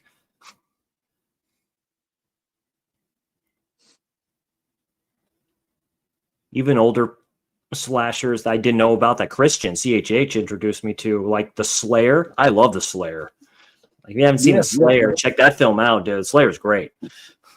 Like that's top tier slasher. It's quite good. Like the Mutilator, shit like that too. Girls' Night Out. Edge of the Axe. Edge of the Axe is really good. Home Sweet Home is one a lot of people haven't heard of. Oh, yeah. That's some exploitation shit almost there. Madhouse. Kind of like Don't Answer the Phone that you guys just did. That's more Berg. That was rough, man. That predates Maniac. Yeah. That's rough. It's a funny film, but it's very exploitative, you know. Yeah, I got let me see. Don't Answer the Phone. I thought that was after Maniac. 79. Really? Yeah. Yes, it is. Alrighty. Mm-hmm. Yeah, that's a nice Vinegar Syndrome release. Yeah, the director let him ad lib his character, let him do what he wanted to do. Another one that I want to do is Don't Look in the Basement. That is so underrated and under talked about. Look in the Basement is fucking great, man. There isn't a great version of it though. They all look like shit. Don't Go Into the House. Don't. House. Yeah. With a specific fire room, yeah. Yeah. Damn, yeah. It's rough. Still talking to his mom. Everyone has a great release of that. Three versions of that. That's one film that is not, when everybody talks about shit that's based on Ed Gein and shit. That's another one that has some Ed Gein base. Mommy Issues. Yeah, Yep. Psycho, mommy issues. Yep. Yep. That's another Nightmare one. and a Damaged Brain, mommy Mhm. issues. And I love Nightmare and a Damaged Brain. If I ever Oh, got a one sheet poster of that, I would try to sneak it into Savini. Hey, Savini, hey, Tom. Hey, can you sign this real quick for me? yeah. I got speaking of Don't Go in the House, I've got original theatrical one sheet of that too. Oh, nice. The ones I want are just out of this world. I'll never be able to get, man. Like Maniac, Zombie, Halloween. It's because the newer ones look like shit. Like Garrett talked about the Conjuring Last Right ones. It's all AI generated bullshit. He says it looks stupid, and those are posters wise. They don't. There's no such thing as originality anymore.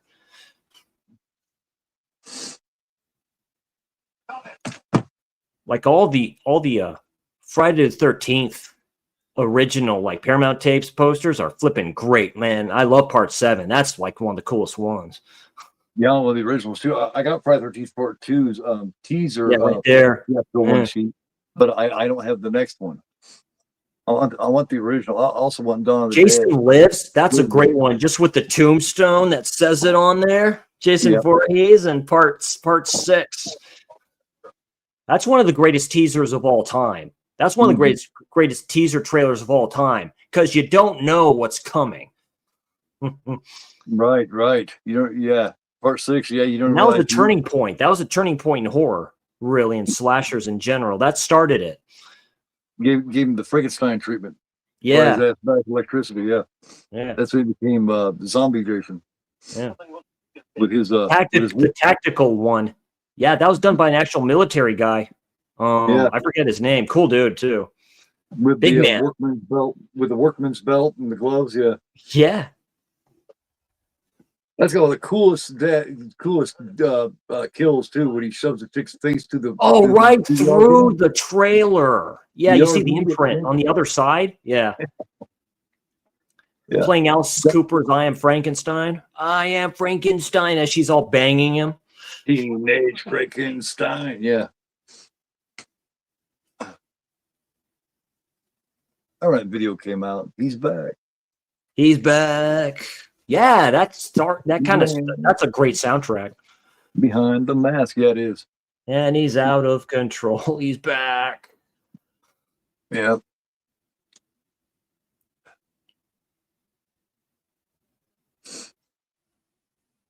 And going through all the old school like binders and shit.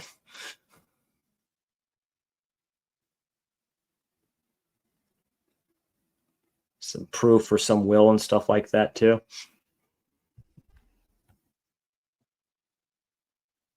Mortuary with Bill Paxton and Linda Day George and Christopher George.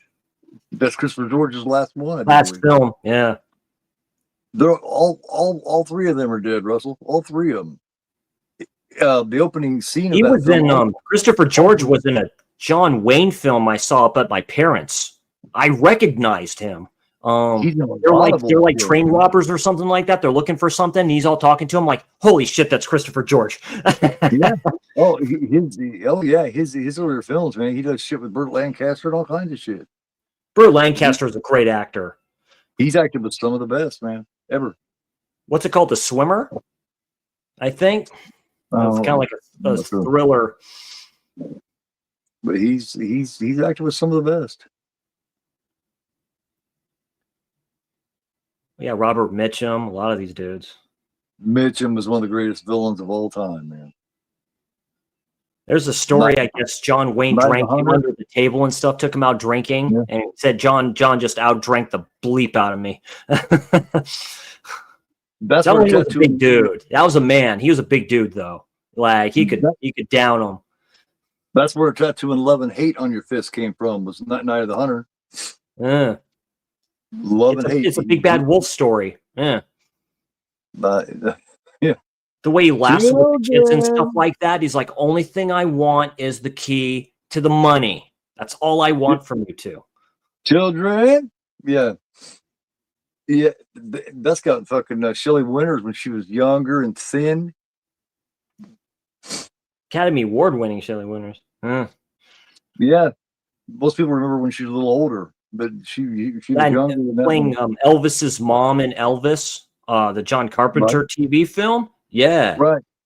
because she But met his mother. She met his mother in real life. I Oh, to that's a this great day interview with her. is Yeah. Kurt Russell. To this day, I think Kurt Russell does the best Elvis, man. He just does it so good. That's him singing, like him talking, just doing that and stuff like that too. That's very good. He's the blurry version, the Elvis in the background in That's Forrest the one. Gump. I remember watching it as a kid. Yeah, that Uh, goes up Kurt- to his return to Vegas. yeah, That goes up to that. What in '68? yeah. So He plays him in Forrest Gump also. Kurt Russell does. that's right, he does. Crispin Glover. Other was in all the walkie-talkie. Really, Crispin Glover is just so batshit in about everything. That fucking dance he does in Project At 4. at close range, he is a creepy motherfucker in that. Oh man, don't forget. At close range, when he all goes steps over him and stuff like that, he's like, "Excuse me." Like, yeah, he goes with Christopher Walken to a what's her name? Yeah, he's all fucking tweaked out in fucking River's Edge. He's Willard, yeah. Was Eating Gilbert great? and that's a remake of another film that was called Willard that was done back in the '70s or something. Yeah, Ben and Willard. Yeah, his pet rat Ben. Oh shit, she's something that door. There was. Yeah, there's something in there that's so funny. She's like, nope. You know what that reminds me of? It reminds me of the refrigerator scene in Sorority or Slumber Party Massacre. That's her 2? Is it 2? Yeah. No, it's the first one. It's got the blonde in the fridge. She goes to open up the fridge, and she doesn't see it, and she shuts it. The girl's in it. That's the first Slumber Party. There she is. They're trying to freak her out. Damn that. That might be a mask. That might have been a mask after all earlier. Yeah.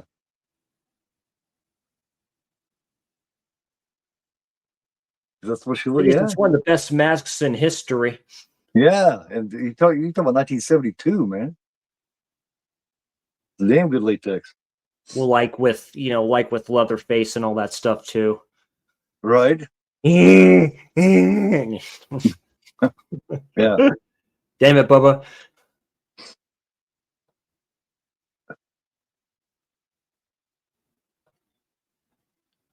Look who it is. Yep. She's like, what the fuck? I look at her face like, holy shit, what the hell's going on?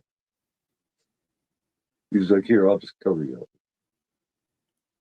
up. Yep, there's the trap. Uh, Open the door.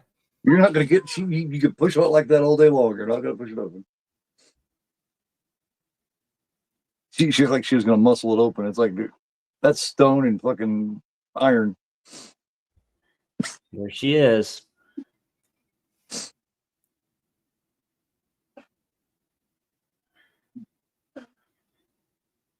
Oh yeah, Japan, honey. Remember he was in that. Remember Russell? He was also in the Disney film "The World's Greatest Athlete" or something like that. Yeah. Looked like the last thing he did before he did. And the next thing you know, we've seen him escape from New York, and people were like, "Isn't that Disney actor?" The Fox and the Hound. Yeah, that's him. Yeah, he plays the Hound. Yeah, it fucked him up. They were like, because that's the first thing he'd ever done. Halfway adult was Escape from New York with Lee Van Cleef. I think that was like his last role, one of his last roles.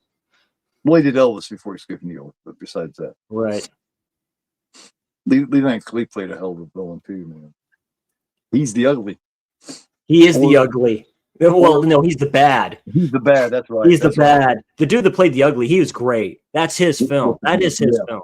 Yeah. The ugly's the shorter guy. I can't never remember his fucking name, man. Luigi Pistilli's brother, because he plays his brother in that film, The Monk and stuff like that. He goes sees him. Right. Yeah, he's the bad because he wears the black. Yeah. Lee Van Cleef.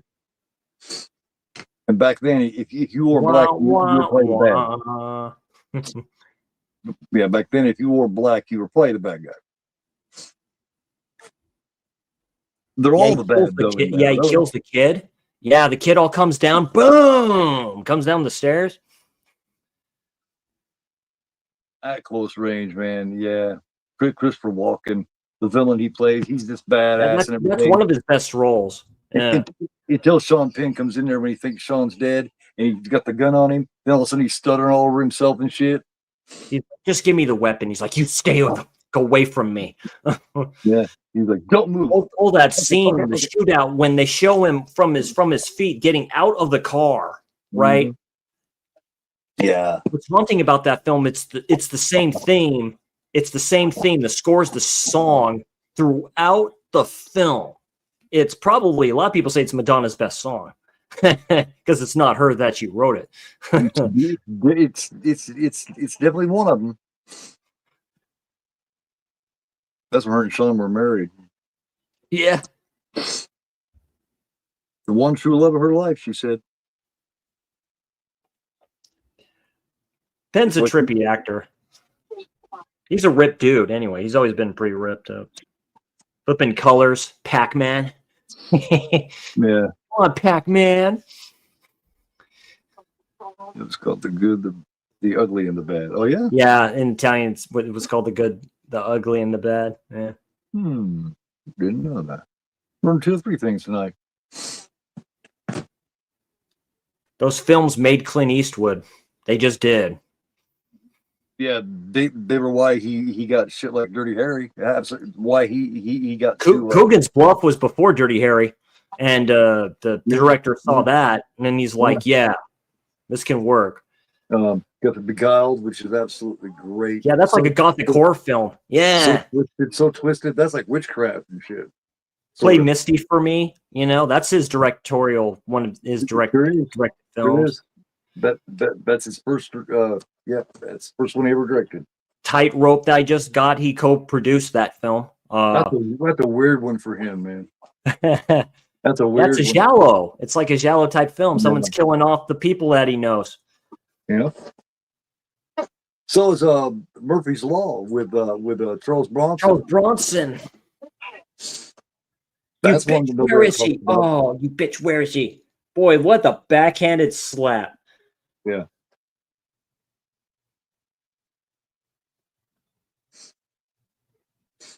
He'll limp up there. Oh, there's the cousin all limping and shit like that. Yeah, he won't come up to him at all. Who is that?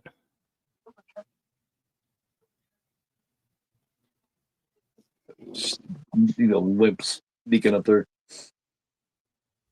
Careful, motherfucker. No, Herbert. Have you gone mad? Well, that's so funny. That is quite funny. No, Herbert, don't. Boom. No, don't. Don't do it. Boom, boom. Don't. Yeah.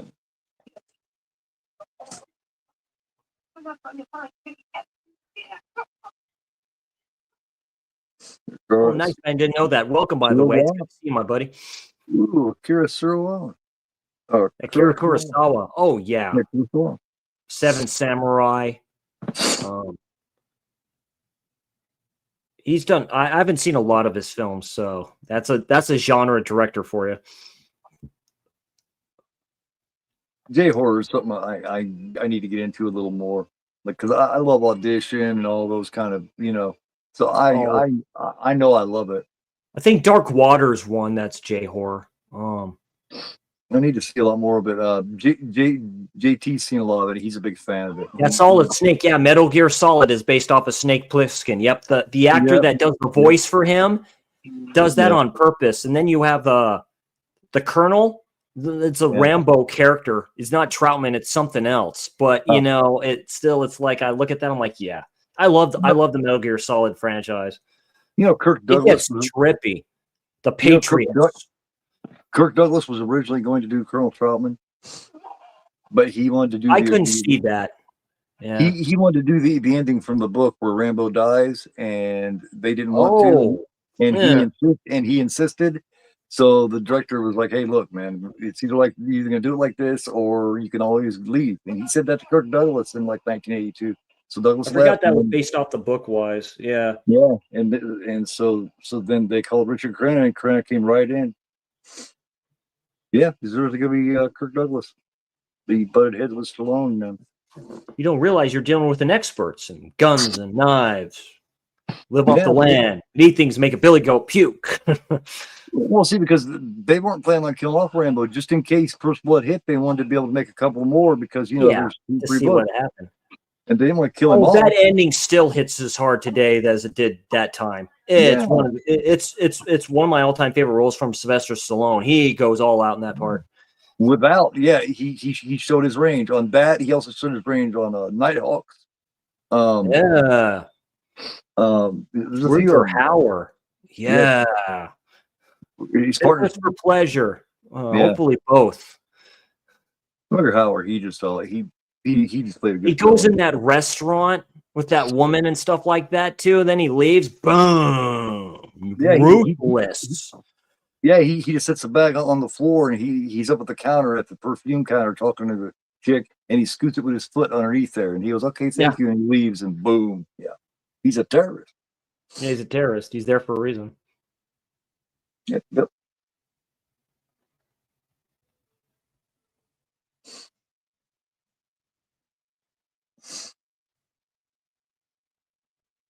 Yeah, I got a couple of things that I want to show off before we get off here, if you don't mind. Yeah, of course, absolutely. Yeah, we're at the tail end of this film, and good, man. Yeah, this is Red Queen Kill 7 times. This was a fun one. Definitely, we're BSing, but we're having fun doing it. That's all that matters. Yeah, I mean, it's got a really good pace. It's got, I think, maybe Barbara Boucher's most convincing, best performance, man. It's pretty damn close, I have to admit. It's very good. Like I say, this director only did this one in the night Evelyn came out of the grave with notably Evelyn Stewart. That's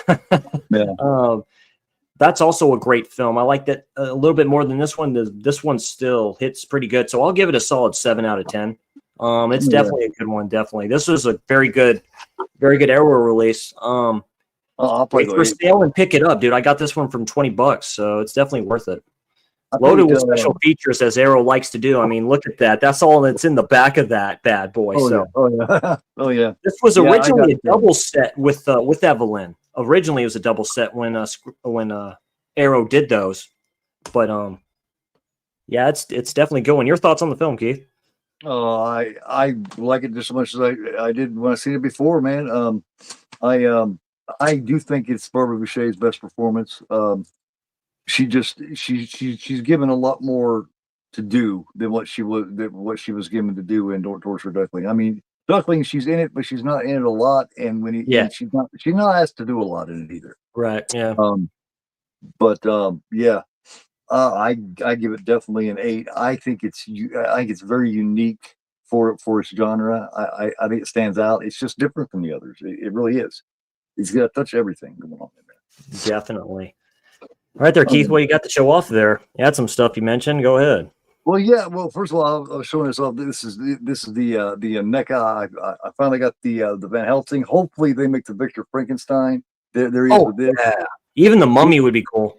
Here's the other part. It also. Oh, that's the best one. Yeah, he takes the 2 candlesticks there and just does that. And then to go with the rest of the hammer there, I hope that they bring out. I hope NECA brings out the Christopher Frankenstein, Christopher Lee Frankenstein as well. Yeah. I got this in the other day. This was limited to only 99 copies. It's number 6 out of 99. I got this for a really good price off of Brother Belial. That's a really good one. For everybody who doesn't know, they're kind of like Orbit or Diabolic DVD. My boy T Money on here on YouTube mentions them all the time. And it's oh shit. And it's those it graphic has novels? No, these are the hard boxes. Oh shit! From XT Video, this Cannibal Holocaust, of course, and then along with it is the documentary Searching for Cannibal. Oh yeah, and also has Deodato Holocaust with it. Yes, Deodato Holocaust. That's on Tubi still, I think. Yeah, that's a great one. And it's where it just talks about his career, like the Deodato Holocaust is 72 minutes. And then a lot of people have seen The Searching for Cannibal Holocaust, which neither one of these are all that easy to get a hold of, especially The Searching. Yeah, The Searching for It. Yeah, it's a rare documentary. I'm surprised Severin hasn't released those. They must have lost the rights. And then, of course, this is these are all German releases. But yeah, there's only 99 of them. I don't know if they still have them, but I happened to get number 6 of it. And then on the back, I've been on Brother Belial's site. It's a good site. Nice. It tells some stuff about him, and it just goes right with it. It's just really cool. I got this for $60 or something like that. Oh, that's dirt cheap. So yeah, I was really happy about it. As far as that goes, yeah. Other than that, if you want me to go ahead and might as well go ahead and talk about what I got coming up here, so I can shut up and let you go next. Saturday, I'm going to be doing with Kal-El Daily on my channel. I'm going to be doing we're doing it live. We're doing our top 10 favorite vampire films of all time. Tomorrow night, well, tonight actually, Thursday night. Yeah, Thursday night, September 11th. Yeah. Starting at 10 o'clock, my son and I, Drake loves movies. It's his 28th birthday today, September 11th. Happy birthday. It was his, as a matter of fact, it was his 4th birthday when the Twin Towers thing happened. Yeah. But we're doing a double header watch where we're doing it on his channel. I have a link over there I have it posted. We'll be doing the our favorite films together. Something I kind of raised him watching, and we kind of very good. The original Halloween from '78 and Halloween 2 from 1981. We're doing a double header of both of them. So my second all-time slasher. That's right. So I mean, it may be maybe early for Halloween, but to us, it's spooky season, dude. Every day is Halloween. Just like Draven said to the villain in The Crow, done with you. Every day will be Halloween. So tonight was with you. Tomorrow night's with him from 10 to probably whenever it's over, 1 or 2 o'clock. And then Saturday night we'll be with Cal doing the ranking. And other than that, the Fulci documentary, I'm going full out on it. It's going to be bad fucking ass. I got like 12 or 13 different YouTube creators I know that are making comments and stuff that I'll be adding and mixing in, and it'll be done when it's done. Nice, excellent, quick as possible. Very but cool. I want it to be right. I want it to be done right. I don't want to just put out a half-assed product. I want it to be my best thing I've ever done. So yeah, absolutely. Oh, it always will. You do great content on here. Yeah, happy born today to Drake. Definitely.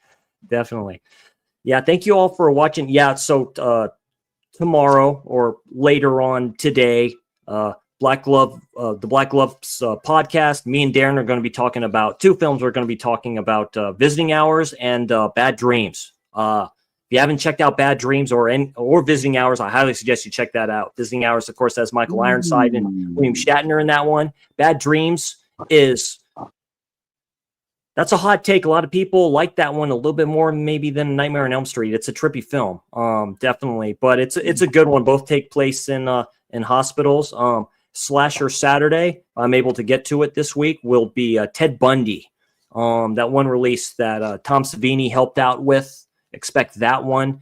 Next, Giallo Show and Tell will be on Tropic of Cancer.